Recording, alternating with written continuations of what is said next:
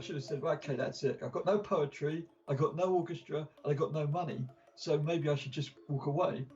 I wanted to do what I thought was the right thing by the crew and the artists and still try and get something on film and maybe figure it out later.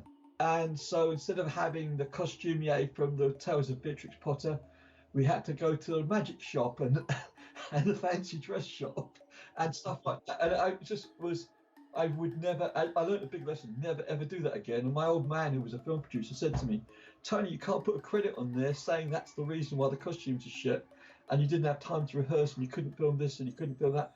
It's your fault. And so I have to take it on the chin for the next 50 years. Well, that's the backstory of it.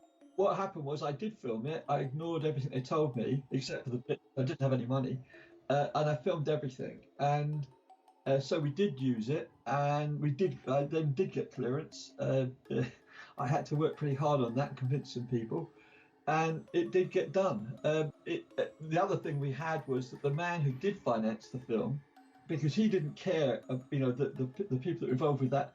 In the contract, it said I had to deliver a 90-minute film or 80-plus minute film.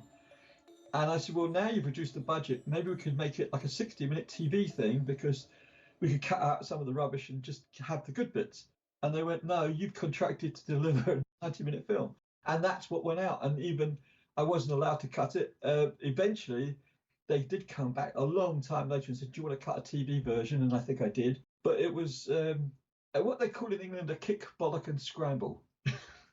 The original stuff, the music by Roger Glover and the book by Alan Aldrich were wonderful, and the poems. And I just feel that we could have done a much better job had we had the budget we were supposed to have and all of those other elements like proper rehearsals and stuff. But, sometimes these things bite you on the bum and you have to take it on the chin.